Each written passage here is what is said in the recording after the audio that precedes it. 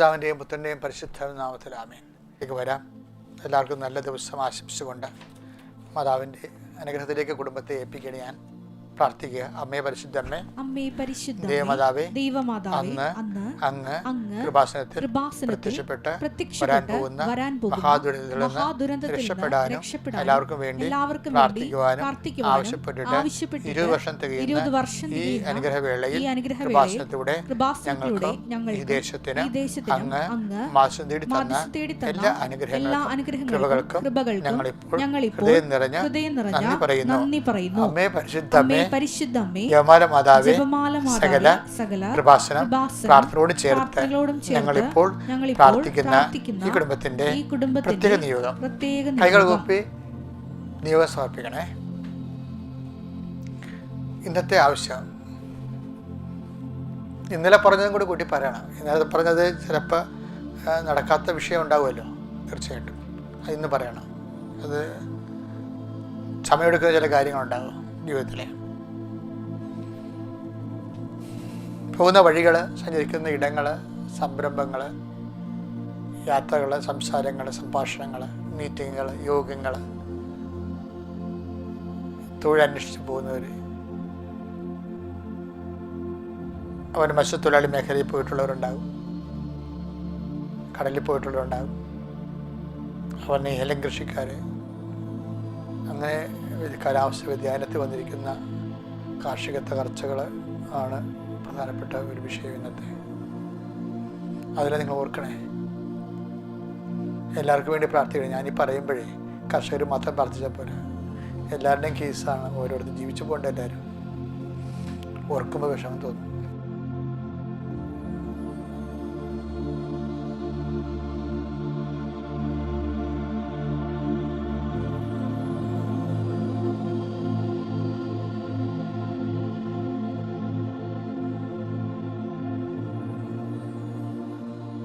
അമ്മയുടെ പ്രത്യക്ഷീകരണത്തിന്റെ ഈ ദ്വാദശ വേളയിൽ ഞങ്ങൾക്ക് സാധിച്ചുതരുവാൻ കഴിയണമേ. ആമേൻ. വിശ്വാസ പ്രമാണം. സർവശക്തനായ പിതാവും ആകാശത്തിന്റെയും ഭൂമിയുടെയും സൃഷ്ടാവുമായ ദൈവത്തിൽ ഞാൻ വിശ്വസിക്കുന്നു. അവിടുത്തെ ഏകപുത്രനും ഞങ്ങളുടെ കർത്താവുമായ ഈശോ മിശിഹായിലും ഞാൻ വിശ്വസിക്കുന്നു.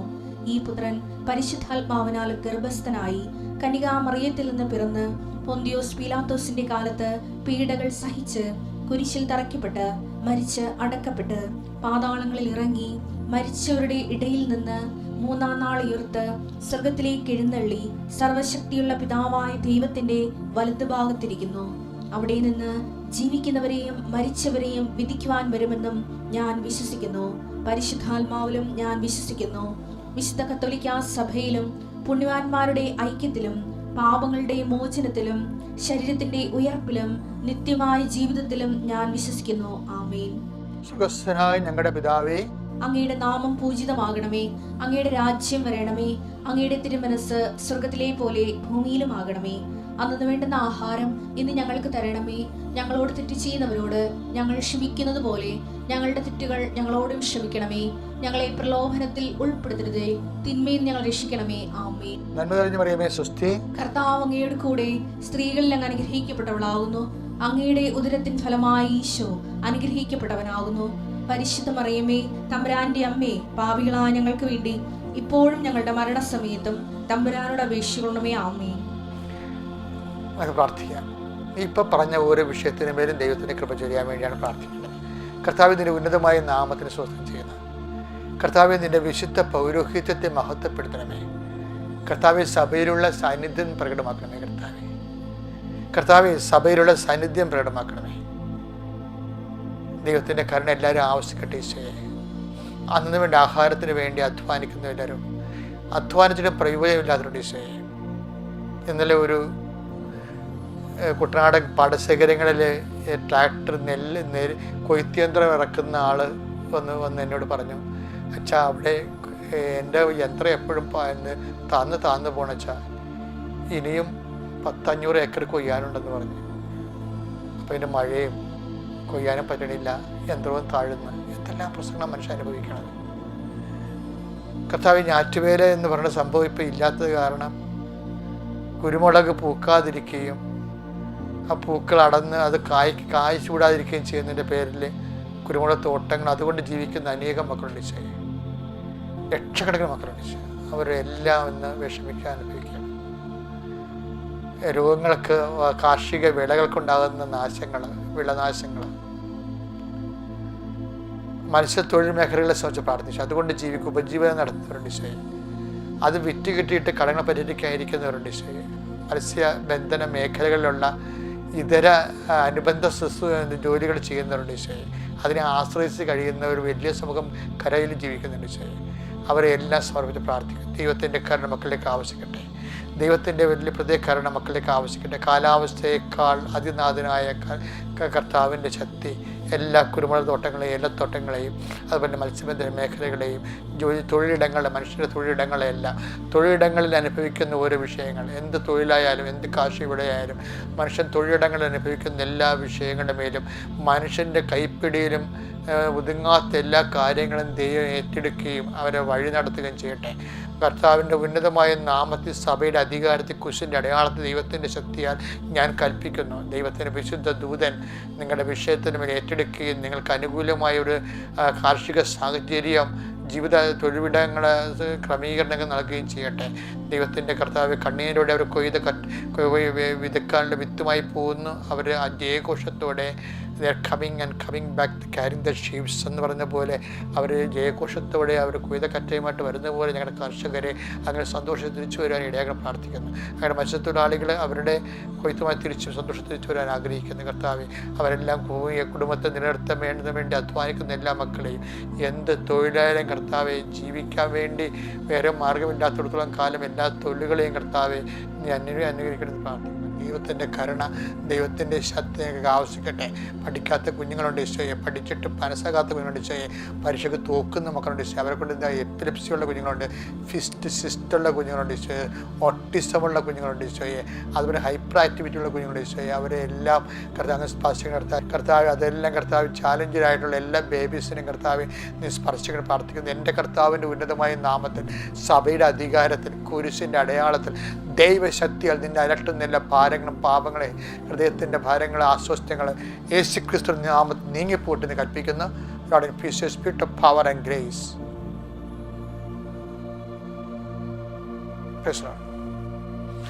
എൻ്റെ പ്രിയപ്പെട്ടവരെ, നമ്മൾ ഇന്ന് വായിക്കുന്ന വചനം നവംബർ മാസം 14-ാം തീയതി വ്യാഴാഴ്ച.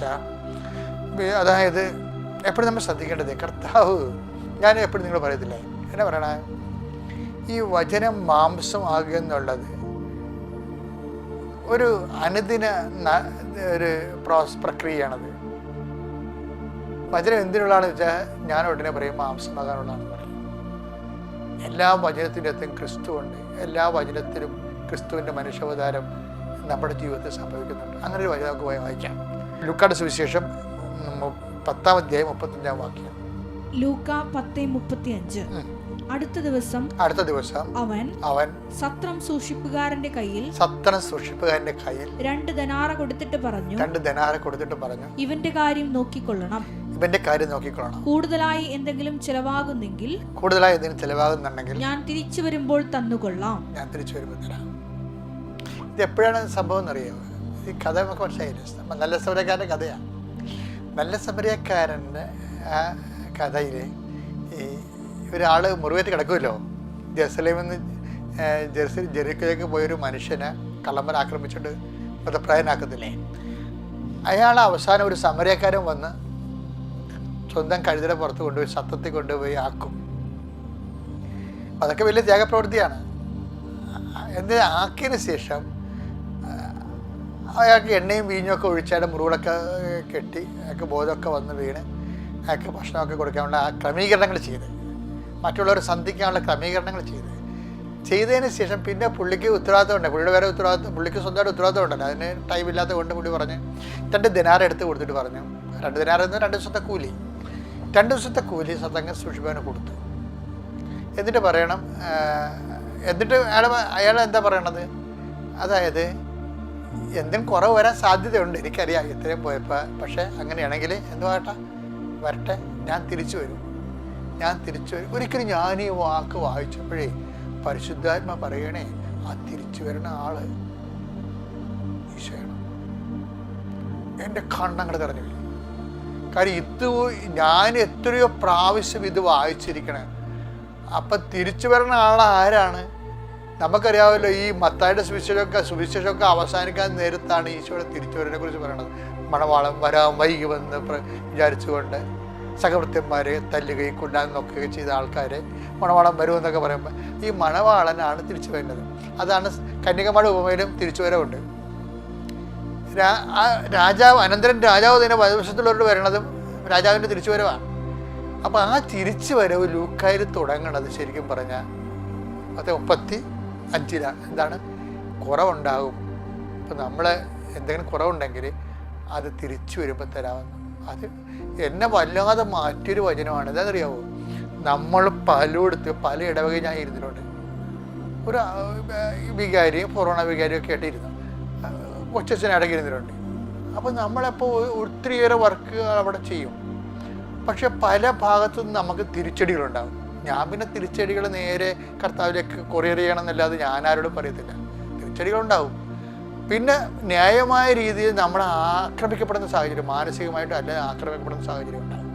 അപ്പം ഇങ്ങനെ ഉണ്ടാകുമ്പോഴെല്ലാം, അതായത് നമ്മൾ ദൈവത്തിന് വേണ്ടി ജോലി ചെയ്യുന്നു, പക്ഷേ നമുക്ക് റിട്ടേൺസ് ഇല്ല. പകരം നമുക്ക് ചവിട്ടും കുത്തും, നമ്മുടെ സൽപ്പേര് നശിപ്പിക്കുക, ഇങ്ങനെയൊക്കെയുള്ള അഭ്യാസങ്ങളാവുള്ളത്. അപ്പോൾ ഇങ്ങനെയൊക്കെയുള്ള സമയം നമ്മുടെ ആധ്യാത്മിക ജീവിതം നമ്മൾ ദൈവത്തിന് വേണ്ടി ജീവിച്ചിട്ടും നമുക്ക് കിട്ടുന്ന റിസൾട്ട് നോക്കുമ്പോൾ, അതിൻ്റെ റിട്ടേൺസ് നോക്കുമ്പോൾ ടാലി ആകത്തില്ല.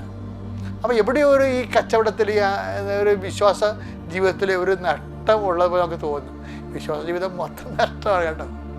ലാഭമുണ്ടെന്ന് ഞാൻ വിചാരിക്കരുത്. ആദ്യമൊക്കെ ലാഭമുള്ളവിടെ തോന്നുകയുള്ളൂ. അത് എനിക്ക് ഈ കിടപ്പുകാലം പറയാൻ പറ്റത്തില്ലേ മൊത്തം നഷ്ടമാണെന്ന്. പക്ഷേ ഒരു കാര്യം, ഇതിനൊരു ലാസ്റ്റ് പാർട്ടുണ്ട്. എൻഡ് ഓഫ് ദി പാർട്ട് എന്ന് പറയുന്നത് ട്രയംഫന്റ് പാർട്ടാണ്. എൻഡ് ഓഫ് ദി പാർട്ട് എന്താണ്? താൻ തിരിച്ചു വരികയും തിരിച്ചു വരുമ്പോൾ ആർക്കെല്ലാം എന്തെല്ലാം കൊടുത്ത് വീട്ടാനുണ്ട് അതെല്ലാം കൊടുക്കും. അതുകൊണ്ട് എന്തെങ്കിലും ഒരു പ്രവൃത്തി നീ കുടുംബത്തിൽ ചെയ്ത് സഹോദരങ്ങൾക്ക് വേണ്ടി ചെയ്ത് ചെട്ട് പറയത്തില്ല, എൻ്റെ അച്ഛാ എൻ്റെ അമ്മ ഞാൻ എൻ്റെ സഹോദരങ്ങൾക്ക് വേണ്ടി ചെയ്തതൊന്നും എഴുതി കുട്ടിയൊന്നും വെച്ചിട്ടൊന്നുമില്ല, എഴുതി കുട്ടിയൊന്നും വെച്ചിട്ടില്ല. പിന്നെ എന്താണ്? പക്ഷെ എൻ്റെ അനിയനെല്ലാം എഴുതി കൂട്ടി വെച്ചിട്ടുണ്ട്. അവൻ എന്നെ കണക്ക് പറഞ്ഞ കാശ് അപ്പനോട് മേടിക്കുന്നുണ്ട്. ഞാനങ്ങനെ നമ്മുടെ വീടല്ലേ, ആരുടെ കണക്ക് പറയാനാണ്? അപ്പൻ്റെ അടുത്ത് കണക്ക് പറയാനാണ്. അപ്പം ഞാനൊന്നും ഇല്ല. പക്ഷെ ഇപ്പം എൻ്റെ ഒന്നും ഇല്ല ചാ. പെങ്ങളെ കെട്ടിച്ചപ്പോഴും ഞാൻ തന്നെയാണ് അവളെ വീട്ടിൽ വന്ന് നിന്നപ്പോഴും എൻ്റെ ഭാര്യയുടെ സ്വർണ്ണമാണ് ഊരി കൊടുത്തിട്ട് അവളെ പറഞ്ഞു വിട്ടത്. അപ്പോൾ ഒത്തിരിയേറെ കാര്യങ്ങൾ നമ്മൾ ചെയ്യുമ്പോഴും ഇതൊന്നും ഞാൻ നാട്ടുകാരനല്ലേ എന്ന് പറഞ്ഞ് ജീവിക്കുന്ന സഹോദരൻ നമ്മുടെ കുടുംബത്തിൽ തന്നെ ഉണ്ടാവും. അപ്പോൾ നമ്മൾക്ക് ദൈവം ഇതൊന്നും കാണുന്നില്ലേ? ദൈവം ഇതൊന്നും കാണുന്നില്ല എന്ന് എൻ്റെ ജീവിതത്തിൽ ഒരു പ്രാവശ്യം നീ ചോദിച്ചിട്ടില്ലേ? അതിൻ്റെ മറുപടിയാണിത്. എന്താണ്? ഒരു തിരിച്ചു വരവുണ്ടെന്ന്. ഞാനിത് കാത്താണ് ജീവിക്കണേ.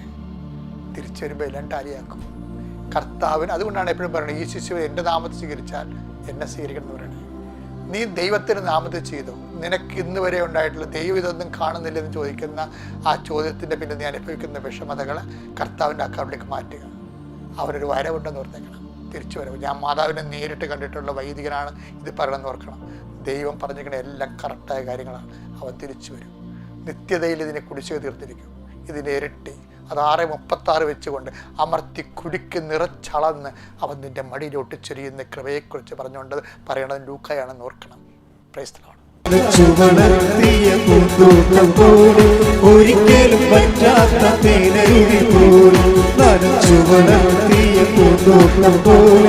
ഒരിക്കലും പറ്റാത്ത തേനരുവി പോലും നീയായിത്തീരും, തേനരുവി പോലായിത്തീരും, നീയായിത്തീരും, തേനരുവി പോലായിത്തീരും,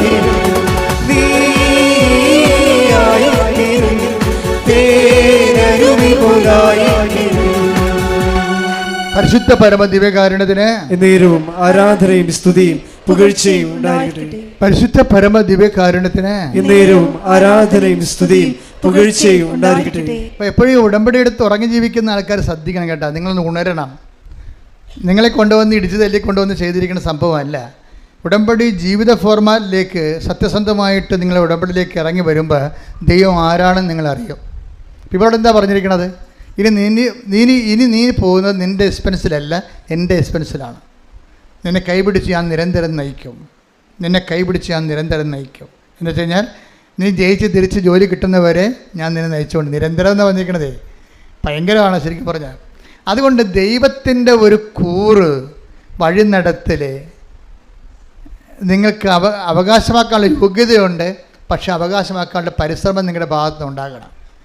ടെക്നിക്കലായിട്ട് ഗിമിക്കുകൾ കാണിച്ചാലും ദൈവം വഴിപ്പെടത്തില്ല. എന്നാൽ പത്രം കൊടുക്കണം, ശരി പത്രം കൊടുത്തേക്കാം, എത്ര ഉണ്ട്? 18. 18 പേർ കൊടുക്കുക, തീർന്ന്.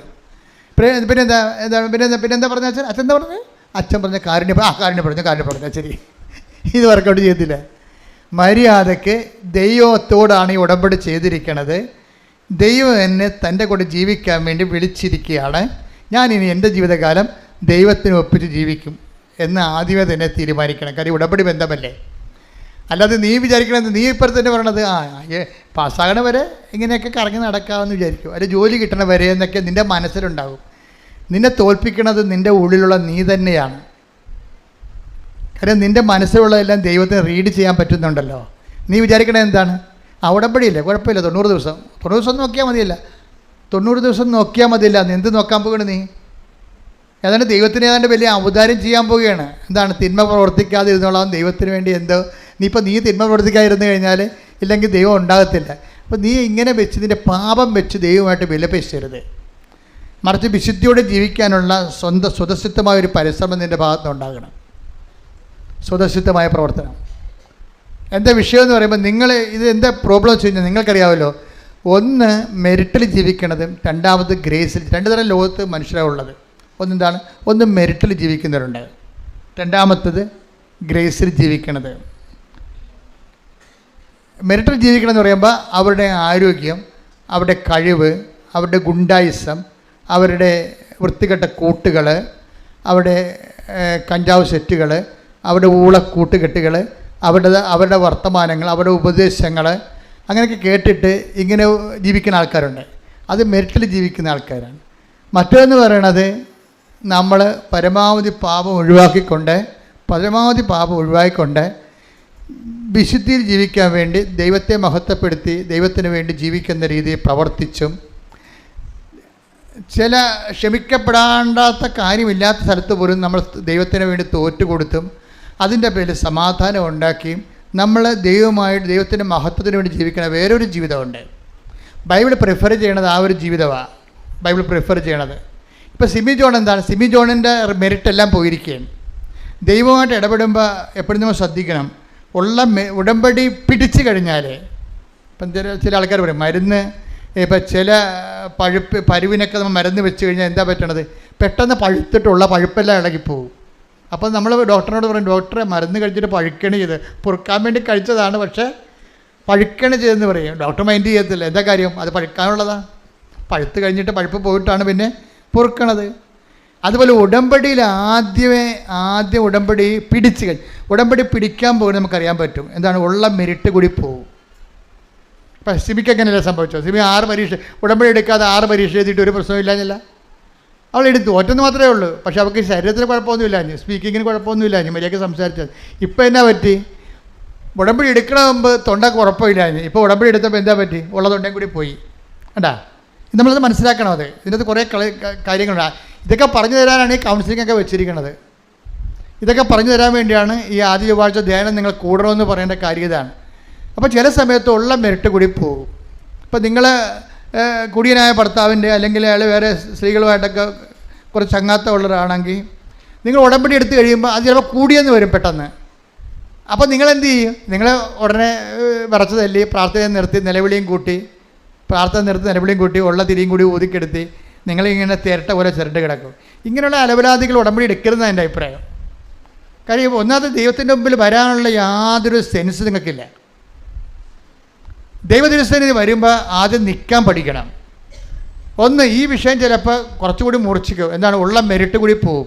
ഉടമ്പടി വർക്ക് ചെയ്യണം എങ്ങനെയാണ്? നോട്ട് ബൈ മെരിറ്റിലെന്ന് ആദ്യമേ പറയണില്ല ഞാൻ, നിങ്ങളുടെ യോഗ്യത കൊണ്ടല്ലെന്ന് പറയണില്ലേ നിങ്ങളെ. അപ്പോൾ ഞാൻ ഇപ്പോൾ സംശയ രോഗമുള്ള ഹസ്ബൻഡാണ്, അല്ലെങ്കിൽ വേറെ സ്ത്രീകളൊക്കെ ആയിട്ടുള്ള ബന്ധമുള്ള അല്ലെങ്കിൽ കെയർലെസ് ആയിട്ടുള്ള ബിഹേവിയറുള്ള ഭാര്യയാണെങ്കിൽ, ഭർത്താക്കന്മാർ കംപ്ലയിൻറ്റ് ചെയ്യണമെങ്കിലും ചില ഭാര്യമാർ ഇട്ടച്ച് പോയാലും ഞാൻ പറയും ഇനി ആരെയും വിടണ്ട കേട്ടോ എന്ന് പറയും. ഇനി ആരെയും ഇപ്പോൾ അവളെ പെണ്ണും പഴമുള്ള വഴക്കിട്ട് പോയിരിക്കുകയാണ്. അപ്പോൾ ഞാൻ എന്താ അയാളോട് പറയണത്? ഇനി ആരെയും മധ്യസ്ഥത്തിന് വിടണ്ടെന്ന് പറയും. എന്താ കാര്യം? നോട്ട് ബൈ മെറിറ്റലല്ല ഉടമ്പടി വർക്ക് ചെയ്യണത്. ഉടമ്പടി ഉപദേശം ഉണ്ടല്ലോ. അവരെന്താ പറയണത്? ഇനി ആരെയും മധ്യസ്ഥന് വിടണ്ട. കാര്യം എൻ്റെ അനുഭവത്തിലുണ്ട്, മധ്യസ്ഥൻ പറഞ്ഞത് ഭാര്യയും ഭർത്താവും കൂടി പിരിഞ്ഞ് അവസാനം ഭർത്താവിൻ്റെ കൂട്ടുകാരൻ ഇവരുടെ അടുത്ത് മധ്യസ്ഥനായിട്ട് പോവുകയാണ്. മധ്യസ്ഥനായിട്ട് അപ്പം ഞാൻ ഈ ഭർത്താവ് വന്ന് എൻ്റെ അടുത്ത് കംപ്ലയിൻറ്റ് പറഞ്ഞപ്പോൾ ഞാൻ പറഞ്ഞ് സ്റ്റാറ്റസ് എന്താണെന്ന് ചോദിച്ചു. ഞാൻ പറഞ്ഞ് അയാൾ പറഞ്ഞ് എൻ്റെ കൂട്ടുകാരനോട് ചെന്ന് അവളെ വിളിക്കാൻ വേണ്ടി പറഞ്ഞിട്ടുണ്ട്, ഞങ്ങൾ തമ്മിലുള്ള പ്രശ്നം ഒന്ന് പറഞ്ഞു തീർക്കാൻ വേണ്ടി പറഞ്ഞിട്ടുണ്ട്. അപ്പോൾ ഞാൻ അയാളോട് ചോദിച്ച് അവൻ്റെ പേര് തോമസ് എന്നല്ലേ? അച്ഛനെ എങ്ങനെ അറിയാം? അച്ഛനെ എങ്ങനെ അറിയാമോ? ഞാൻ പറഞ്ഞ് അവൻ മിക്കവാറും അവളെ കെട്ടാൻ സാധ്യതയുണ്ടെന്ന് പറഞ്ഞു. എന്താണ് പ്രശ്നം? എന്താ പ്രശ്നം എന്നറിയാമോ? ഈ ആളിൻ്റെ കൈ എൻ്റെ ബൈബിളിൽ വെച്ചിട്ട് പുറത്ത് കൈ വെച്ചപ്പോൾ ഞാൻ ഈ കൂളിംഗ് ഗ്ലാസ് വെച്ച ഒരു തോമസ് സാറിനെ കണ്ട്, എൻ്റെ പി ഒ തോമസ്, എന്നെ സൈക്കോളജി പഠിപ്പിച്ചാണ് കോളേജിൽ. പി ഒ തോമസിനെ കണ്ട്. അപ്പോൾ ഈ കൂളിംഗ് ഗ്ലാസ് കണ്ടപ്പോൾ തന്നെ എനിക്ക് മനസ്സിലായി, ഈ ദർശനത്തെ കൂളിംഗ് ഗ്ലാസ് വന്നു കഴിഞ്ഞാൽ അവൻ കള്ളനാണെന്ന് എൻ്റെ അർത്ഥം. പി ഒ തോമസ് കള്ളനല്ല. ദർശനത്തെ കൂളിംഗ് ഗ്ലാസ് മര്യാദയ്ക്ക് വെറുതെ ഇരിക്കുന്ന സമയത്ത് കൂളിംഗ് ഗ്ലാസ് വെച്ചുണ്ടാക്കുമ്പോൾ അവൻ എന്തോ ഒരു ജാടയുണ്ടെന്ന് എൻ്റെ അർത്ഥം. അപ്പോൾ ഞാൻ പറഞ്ഞ് അതാണ് ഈ തോമസിനെ, എനിക്ക് ഇയാളെ വിട്ട ആളെ എനിക്കറിയത്തില്ലല്ലോ. എനിക്ക് മനസ്സിലായില്ലേ? ഈ ആൾ ഭാര്യയെടുത്ത് കോംപ്രമൈസ് ചെയ്ത് വിട്ട ആളിൻ്റെ പേര് തോമസ് ആണെന്ന് എനിക്കറിയത്തില്ല. അത് തോമസ് ആണെന്ന് കർത്താവിന് എന്നെ മനസ്സിലാക്കാൻ വേണ്ടി എനിക്ക് മനസ്സിലാകുന്ന തോമസിനെ ദർശനത്തിൽ അവതരിപ്പിക്കുകയാണ്. ദൈവം എന്ത് രസമാണെന്നറിയാം ദൈവത്തിൻ്റെ കൂടെ ജീവിക്കുന്നത്.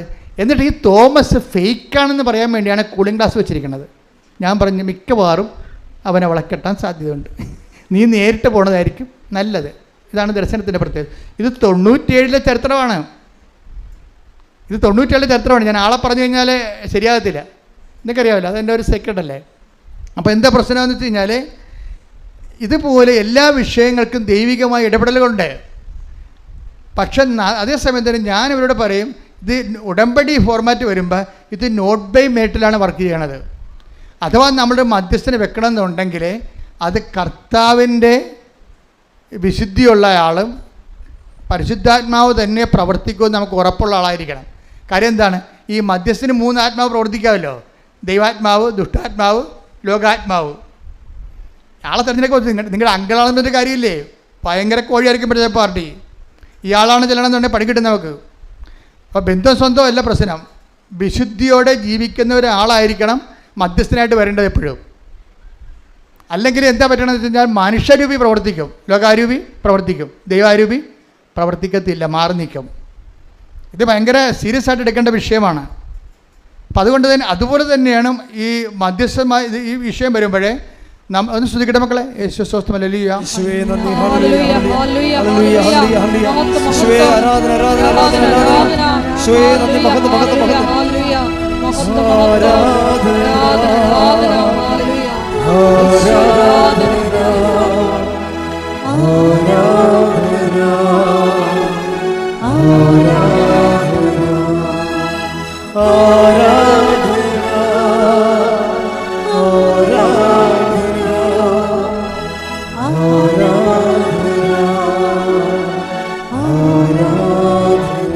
തുല്യം ചെയ്യാൻ ശ്രുതിയുടെ ഹല്ലേലൂയ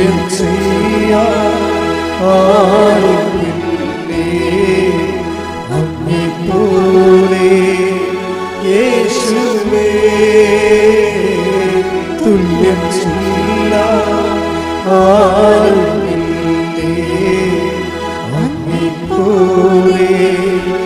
യേശുവേ ജീവനേ സ്വപ്നമേ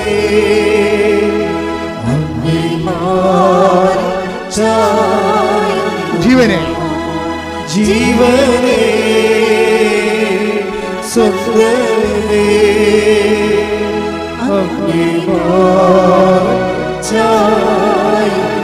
ആരാധന ആരാധന ആരാധന ആരാധന ഇസ്ലാം. അപ്പോൾ എപ്പോഴും നമ്മൾ ശ്രദ്ധിക്കേണ്ടത്, ഉടമ്പടി വരുമ്പോൾ ഒരു ഫോർമുലയാണ് അതിൻ്റെ അകത്ത് മെയിനായിട്ട് നിൽക്കുന്നത്. എന്താണ്? എല്ലാം ഇപ്പോൾ ലൈറ്റ് വെയിറ്റിംഗ് ഉണ്ട്, ഭാരച്ചുരുക്കം, വിഷയം ഭാരച്ചുരുക്കം ഉണ്ടാവും, അതുപോലെ തന്നെ പ്രസൻസ് ഫീൽ ചെയ്യും, സാന്നിധ്യം ഉണ്ടാകും, അവന് ടൈം ഷോർട്ടറിങ് സംഭവിക്കും, സമയച്ചുരുക്കം ഉണ്ടാകും. പക്ഷേ ഇതിൻ്റെ മെയിനുള്ള സംഭവം എന്താണ്? നോട്ട് ബൈ മെറിറ്റാണ്. എന്ന് വെച്ച് കഴിഞ്ഞാൽ ബട്ട് ബൈ ഗ്രേസ്. നിൻ്റെ കഴിവല്ല, ദൈവത്തിൻ്റെ കൃപയെന്നുള്ളത്. അതുകൊണ്ട് നമ്മളെന്താ ചെയ്യണം? ഉടമ്പടിയുടെ ട്രീറ്റ്മെൻറ്റ് എന്താ? കഴിവ് കുറച്ചിട്ട് കൃപ വർദ്ധിപ്പിക്കാൻ വേണ്ടി നമ്മൾ പുതിയ ടോണിക്ക് കഴിച്ചുകൊണ്ടിരിക്കും. പിടിയിട്ടില്ലേ? ഇവിടെ ചെയ്യണതാണ് കഴിവ് കുറക്കും. എന്ന് വെച്ച് കഴിഞ്ഞാൽ വീട്ടുകാർ, സ്വന്തപ്പെട്ടവർ, സഹോദരങ്ങൾ, ഇങ്ങനെ കുറേ ആൾക്കാർ നമ്മുടെ കഴിവില്ലേ അത് കുറച്ചിട്ട് ദൈവത്തിൻ്റെ കഴിവ് പ്രവർത്തിക്കാൻ പറ്റുന്ന രീതിയിൽ റീഫോർമാറ്റ് ചെയ്യണതാണ് ഉടമ്പടി കൗൺസിലിങ്. അപ്പോൾ അതൊക്കെ ചിലപ്പോൾ സെക്കൻഡ് കൊണ്ട് തീരും പരിപാടി. ആൾക്കാരെ വരുമ്പോൾ ജസ്റ്റ് പറഞ്ഞ് കാര്യങ്ങൾ കേൾക്കുമ്പോൾ തന്നെ വിവേചനമൊക്കെ ആവും. അപ്പം തന്നെ ചിലപ്പോൾ റെഡിമെയ്ഡ് ആൻസർ പറയും, ചാപ്റ്റർ ക്ലോസ് ചെയ്യും. കാര്യം ഇതുമാത്രം ആൾക്കാർ ഉടമ്പടി എടുക്കണത്. അല്ല മണിക്കൂർ, 2 മണിക്കൂർ, 3 മണിക്കൂർ ഇരിക്കുന്ന രീതിയല്ല ഇത്. അതൊക്കെ സെക്കൻഡുകൾക്കുള്ളിൽ കാര്യങ്ങളെല്ലാം മാറും ചിലപ്പോൾ. പക്ഷേ എപ്പോഴും നമ്മൾ ശ്രദ്ധിക്കേണ്ട പൊതു ഫോർമാറ്റ് എന്താണ്? നോട്ട് ബൈ മെറിറ്റ് എന്ന് പറഞ്ഞു കഴിഞ്ഞാൽ നമ്മുടെ മെറിറ്റിനെ കുറിച്ചല്ല ചിന്തിക്കേണ്ടത്, പിന്നെ എന്താണ്? ദൈവത്തിൻ്റെ ഗ്രേസിനെ കുറിച്ചാണ്. ഇത് ആഡ് ചെയ്യാൻ വേണ്ടി പുതിയ വിഷയങ്ങൾ നമ്മൾ ദൈവത്തിൻ്റെ മുമ്പിൽ കൃപയുണ്ടാകാം. ചിലപ്പോൾ ചിലർക്ക് ക്ഷമിച്ചു കൊടുക്കും, ചിലർ സമാധാനത്തിലേക്ക് കൊണ്ടുവരും. സമാധാനം സ്ഥാപിക്കുന്നവർ ഭാഗ്യവാന്മാർ, അവരെ ദൈവപുത്രർ എന്ന് വിളിക്കപ്പെടും. ഇല്ലേ? കുടുംബത്തിൽ എപ്പോഴും ഉണ്ടാകേണ്ട വിഷയം എന്താണ്? സമാധാനം സ്ഥാപിക്കുകയാണ്. പക്ഷേ കുടുംബത്തിൽ വരണ എപ്പോഴും നടക്കുന്ന വിഷയം എന്താണെന്ന് അറിയാമോ? കുടുംബത്തിൽ ഇപ്പോൾ 5 പേരുള്ള വീടാണെങ്കിൽ തന്നെ മിക്കവാറും അതിനകത്ത് ഗ്രൂപ്പ് ഉണ്ടാകും. അമ്മയും മക്കളും, ഒരു മകളും ഒരു ഗ്രൂപ്പ്, അപ്പനും മകനും അമ്മയും തമ്മിലൊരു ഗ്രൂപ്പും, ഇളയ മകളും ഗ്രൂപ്പ്, അപ്പനും മൂത്ത മകളും അതിൻ്റെ നടുവത്തെ ഒരു ഗ്രൂപ്പ്, അമ്മാമ്മ ഈ കൂട്ടത്തിൽ കൂടും. ഇങ്ങനെ ഗ്രൂപ്പിസം ഉണ്ടാകും. അപ്പോൾ ഈ ഗ്രൂപ്പിൻ്റെ ഇക്വിലിബ്രിയം, അതിൻ്റെ ഒരു ബാലൻസ് ഉണ്ടല്ലോ. ഈ ബാലൻസ് സൂക്ഷിക്കാൻ വേണ്ടി നിങ്ങൾ പലപ്പോഴും നിങ്ങളുടെ ഗ്രൂപ്പിൽ പെട്ടിരിക്കുന്ന അപ്പനോ അമ്മയോ പറയുന്ന, മകളോ പറയുന്ന കാര്യം തെറ്റാണെങ്കിലും നിങ്ങൾ ചാരിക്കൊടുക്കും. എന്താ കാര്യം? നമ്മുടെ ഗ്രൂപ്പിലുള്ള ആളല്ലേ, ഗ്രൂപ്പ് ഇരുന്ന് ചാടി അപ്പുറത്ത് പോകരുത് എന്ന് വിചാരിച്ചുകൊണ്ട്. അപ്പോൾ നമ്മൾ എന്ത് ചെയ്യും? സമാധാനം സ്ഥാപിക്കാൻ വേണ്ടി ലോകാരൂപിനെയാണ് എടുക്കുന്നത് അല്ലേ? അപ്പോൾ ദൈവത്തെ നമ്മൾ പുറത്താക്കും. ഈ ദൈവത്തെ പുറത്താക്കിക്കൊണ്ടാണ് നിങ്ങൾ കുടുംബത്തിലെ സമവാക്യം സൂക്ഷിക്കണമെന്നുണ്ടെങ്കിൽ നിങ്ങൾക്ക് ഉടമ്പടി വർക്കൗട്ട് ചെയ്യത്തില്ല. എപ്പോഴും സൂക്ഷിക്കണം. ആരൊക്കെ ഓരോരുത്തരെങ്കിലും ചാരുമ്പോഴേ അവർ കാണിക്കുന്ന പോക്രിത്തരത്തിന് നിങ്ങൾ ഹല്ലേലൂയ പറയുന്നില്ലേ? അതോടുകൂടി നിനക്ക് അടുത്ത് തീരുമാനമാകും. വളരെ സൂക്ഷിച്ച് കൈകാര്യം ചെയ്യണം. എന്താണ്? ഞാൻ കർത്താവുമായിട്ട് ഉടമ്പടി ചെയ്തിരിക്കുന്നു എന്നുള്ള ബോധ്യം ഉണ്ടാകണം. അതാണ്. അതുകൊണ്ട് തന്നെ എന്ത് നിലപാടെടുത്താലും നമുക്ക് വേണ്ടി നാളെ ഇന്നലെ കാലങ്ങളിൽ ഒത്തിരിയേറെ കാര്യങ്ങൾ ചെയ്തതായിട്ടുള്ളതാണ്. നീ ഇപ്പോൾ വിശുദ്ധിയ, നീ പുണ്യാളത്തിയാ, എന്നാൽ പള്ളിയിൽ പോയി ഇടവകൊക്കെ കയറി ആ രൂപക്കുണ്ടിനകത്ത് കയറി ഇരുന്നോ എന്ന് പറയും. നിനക്ക് ആവശ്യമില്ലെന്ന് പറയും. നമ്മളെ ഒഴിവാക്കി കളയും. വീട്ടിൽ നമ്മളെക്കൊണ്ട് വലിയ പ്രയോജനമൊന്നുമില്ലെന്ന് നമ്മുടെ ഗ്രൂപ്പിന് തോന്നിയാൽ അവർ ന്യൂട്രലായിട്ട് ഒഴിവാക്കി കളയും. സ്ഥലത്ത് കിട്ടുന്ന സ്ഥലത്ത് എല്ലാം വെച്ച് പാര വെക്കുകയും ചെയ്യും. നമ്മളെ വേണേൽ ചോറ് വരെ എടുത്ത് കഴിച്ചു കളയവർ നമ്മൾ താമസിച്ചാൽ. അയ്യോ ഞാനോർത്ത് നീ അവിടെ നിന്ന് കഴിക്കുമെന്ന് ഓർത്തുമെന്ന് വിചാരിക്കും. പോരെ? അപ്പോൾ നമുക്ക് നീരസം അരിശം ഉണ്ടാകണം. പക്ഷേ എന്താ ചെയ്യേണ്ടത്? നിങ്ങളെ ദ്രോഹിക്കുന്നവരെ ആശീർവദിക്കുക മാത്രമേ ചെയ്യാവൂ. ഇപ്പോഴൊക്കെ കർത്താവിന് വചനം പറഞ്ഞാലേ നമുക്ക് അങ്ങനെ ജീവിക്കാൻ പറ്റത്തുള്ളൂ. അല്ലെങ്കിൽ അപ്പോൾ നിൻ്റെ ചോരെടുത്ത് അവർ കഴിച്ച് ന്യൂട്രൽ കഴിച്ചാൽ നിന്നെ പട്ടിണിക്കിടാൻ തന്നെ കരുതി കുട്ടിച്ച പരിപാടിയാണത്. നിനക്ക് തിരിച്ചു വെച്ചിരിക്കുന്ന പാരയാണ്. അപ്പോൾ നീ എന്താ വിചാരിക്കണം? അപ്പോൾ നീ പറയും സാരമില്ല, ഏത് പട്ടിക്കൊരു ദിവസം ഉണ്ടല്ലോ, നിനക്കിട്ട് ഞാൻ പഴി വെച്ചിട്ടുണ്ടെന്നാണ് പറയണത്. എന്നാ ഇത് പറഞ്ഞാൽ ഉടമ്പടി നിലനിൽക്കത്തില്ല. കാര്യം സ്പിരിറ്റ് വേറെയാണ്. ഉപയോഗിക്കുന്ന സ്പിരിറ്റ് എന്താണ്? ലോകാരൂപിയാണ്. ഈ ലോകാരൂപിയിൽ ഒത്തിരിയേറെ കാര്യങ്ങൾ ഉപയോഗിക്കാൻ പറ്റിയ സാഹചര്യങ്ങൾ ഉടമ്പടിക്കാലത്ത് പുതിയ കാര്യങ്ങളുണ്ടാകും. ഇതിനോടാണ് ഈ മൗനം പാലിക്കണമെന്ന് പറഞ്ഞത്. മനസ്സിലായില്ലേ? ഇതിനോട് മൗനം പാലിക്കണം. എന്താണ്? അമ്മ ഹൃദയത്തിൽ സംസാരിച്ച് പോയാൽ നമുക്ക് ഈ വിഷയത്തിൽ സംസാരിച്ചാൽ മാനുഷ്യമായി പോകും. മാനുഷികമായാൽ അത് മിക്കവാറും ദൈവത്തിൻ്റെ അരുവിക്കെതിരാകും. അതുകൊണ്ട് നമ്മളെന്ത് ചെയ്യും? മിണ്ടത്തില്ലെന്ന് പറഞ്ഞ് ഹൃദയത്തിൽ സംഗ്രഹിച്ച് പോരാക്കരുത്. ഹൃദയത്തിൽ 2 തരത്തിൽ സംഗ്രഹിക്കാം. ദൈവഹിതം നിറവേറട്ടെ, ദൈവത്തിൻ്റെ മഹത്വം ഉണ്ടാകട്ടെ എന്നാണ് മാതാവ് സംഗ്രഹിച്ചത്. നിങ്ങൾ വിചാരിക്കണത് എന്താണ്? ഏത് പട്ടിക്ക് ഒരു ദിവസം എൻ്റെ പുളിച്ചിയും പൂക്കും എന്നും പറഞ്ഞ് ഹൃദയത്തിൽ സംഗ്രഹിക്കാം. പിടിയിട്ടില്ലേ? എന്താ എനിക്കൊരവസരം കിട്ടും വട്ടം ചവിട്ടാൻ, അതും കടന്ന് മോങ്ങരുതെന്ന് പറയും നമ്മൾ. നമുക്കൊരു സമാധാനം കിടന്ന് തുടങ്ങുകയും ചെയ്യും. അപ്പോൾ ഇതെല്ലാം നമ്മൾ ഉടമ്പടി നോക്കേണ്ട കാര്യങ്ങളാണ്. എന്ന് വെച്ചാൽ ദൈവം ആഗ്രഹിക്കുന്നത് നിന്നെ ദൈവ പൈതലായിട്ട് കൺവേർട്ട് ചെയ്യാനാണ്. നീ ആഗ്രഹിക്കുന്നത് ലോകത്തിലെ ഏറ്റവും മോശം, നിങ്ങൾ പറയും അത് ഇവിടെയൊക്കെ ജീവിക്കണമെങ്കിൽ പല്ലും നഖവും വേണം അച്ഛാന്ന് പറയും. അച്ഛനൊക്കെ പറയും അത് തറയിലേ പറയാൻ പറ്റത്തുള്ളൂ. പക്ഷേ ഞങ്ങളുടെ വീട്ടിൽ ജീവിക്കണമെങ്കിൽ പല്ലും നഖവും വേണമെന്ന് പറയും. പല്ലും നഖവും വെച്ചാലും കണ്ടവൻ കുറച്ച് കഴിയുമ്പോൾ ഊരിക്കൊണ്ട് പോകുന്നത്. പിന്നെ നീ മോങ്ങി തന്നെ കർത്താവിൻ്റെ അടുത്ത് തന്നെ വരേണ്ടി വരും. അഭ്യാസം കാണിക്കരുത്. മറിച്ച് കർത്താവിനെ കൊണ്ട് ഇപ്പോൾ ഈ സിമി ജോണിൻ്റെ ചരിത്രം കണ്ടില്ലേ? സിമി ജോൺ എന്താ പറയണത്? സിമി ജോൺ പറയണ ഇതാണ്. എന്നോട് എന്താണ് പറഞ്ഞത്? കർത്താവ് നിന്നെ നിരന്തരം നയിക്കും. പിന്നെന്താ പറയണത്? മരുഭൂമിയിൽ നിനക്ക് സമൃദ്ധി നടക്കും. എന്നിട്ട് സിമി ജോൺ പറയുന്നു, ഞാൻ ഇവിടെ നിൽക്കരുത് ഇവിടെ ഇത് പറയുമ്പോഴേ അവളത് പറഞ്ഞപ്പോഴേ എനിക്ക് കറണ്ട് അടിച്ചു. ഞാൻ സിസ്റ്ററിനോട് പറഞ്ഞു, സിസ്റ്ററെ ആ സാക്ഷ്യം നോട്ട് ചെയ്തേക്കാൻ പറഞ്ഞു. എന്താ കാര്യം വെച്ച് കഴിഞ്ഞാൽ ഈ ഇതുവളെ പറയുമ്പോൾ തന്നെ അവൾ പറയുന്ന വാക്കുണ്ട്, കർത്താവ് എന്നോട് പറഞ്ഞു, ഞാനത് വിശ്വസിച്ചു, പരീക്ഷ എഴുതാൻ തീരുമാനിച്ചു, ഈ തൊണ്ടയെ വെച്ചാണെന്ന്. അതാണ് വിഷയം. അതായത് കർത്താവ് എന്ന് പറഞ്ഞു. എന്താ പറഞ്ഞത്? ഞാൻ നിന്നെ കൈപിടിച്ച് നിരന്തരം നയിക്കും, മരുഭൂമിയിൽ നിനക്ക് സമൃദ്ധി നൽകും എന്ന് പറഞ്ഞപ്പോൾ ഞാനത് വിശ്വസിച്ചു. അത് വചനത്തിൻ്റെ പ്രശ്നം. അത് നിറവേറണമെങ്കിൽ അത് വിശ്വസിക്കണം. ചിലർക്ക് ഭാഗികമായി വിശ്വസിക്കും, ചിലർ കുറച്ച് വിശ്വസിക്കും, ചിലപ്പോൾ ഒക്കുമായിരിക്കും, ചിലവർക്കൊക്കും ചിലവർക്കൊക്കത്തില്ലെന്ന്. അങ്ങനെയല്ല. കർത്താവ് പറഞ്ഞാൽ പിന്നെ കർത്താവ് അങ്ങയോട് അളിച്ചത കാര്യങ്ങൾ നിറവേറ്റുമെന്ന് ഞാൻ വിശ്വസിച്ചു. അതുകൊണ്ട് ഞാനെന്ത് ചെയ്ത് ഈ കുരത്തൊണ്ടയും കൊണ്ടുപോയി പരീക്ഷ എഴുതാൻ തീരുമാനിച്ചു. ഞാൻ പരീക്ഷ എഴുതാൻ വേണ്ടി ചെന്നപ്പോൾ കർത്താവ് പറഞ്ഞാൽ, ഞാൻ നിന്നെ നിരന്തരം കൈപിടിച്ച് നിന്നെ നിരന്തരം നയിക്കും. ഞാൻ പരീക്ഷ ഹോളിൽ ചെന്നപ്പോൾ തന്നെ എനിക്ക് സംസാരിക്കാൻ പറ്റിയെന്ന് തൊണ്ട പറഞ്ഞു.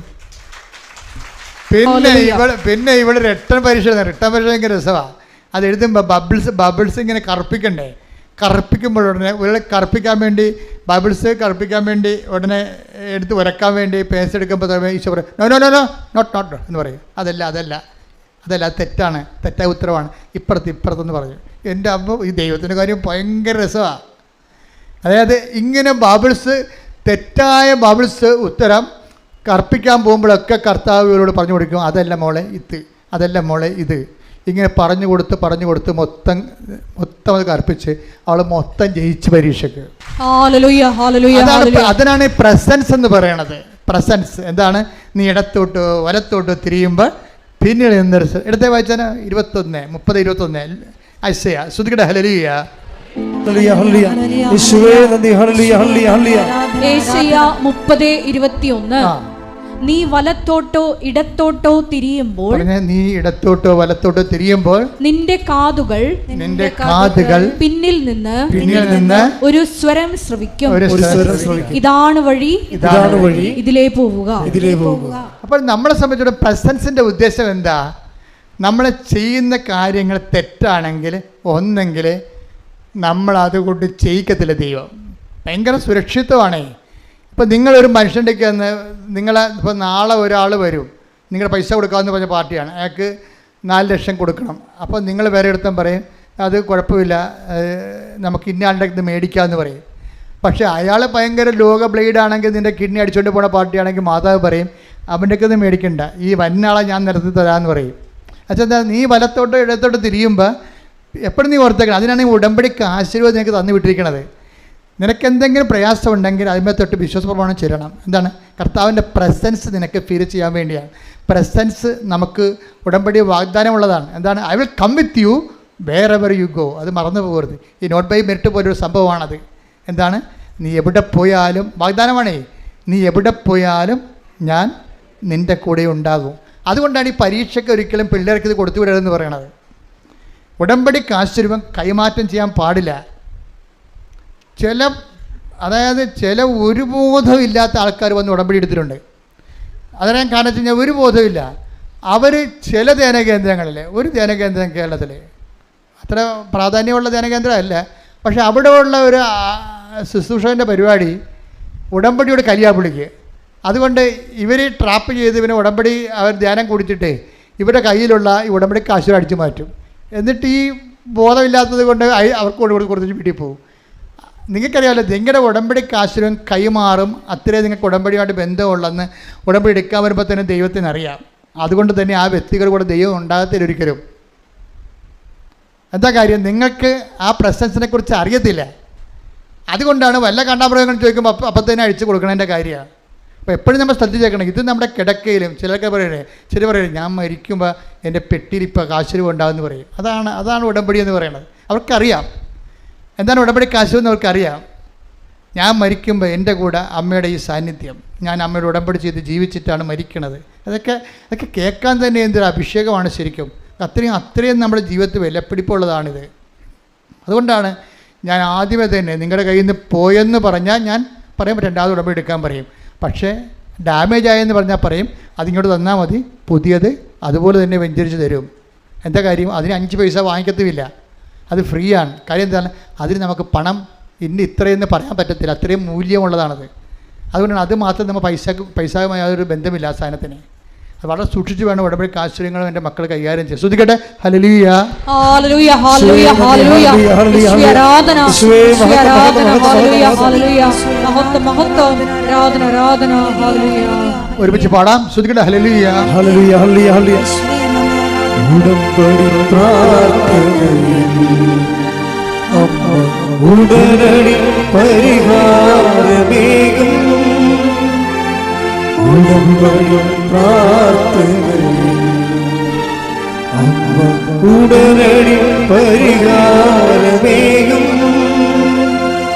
അവൻ പറയുന്നത് ചെയ്തിടും. ജീവിതം ധന്യമായി തീർന്നിടും. അവൻ പറയുന്നത് ചെയ്തിടും.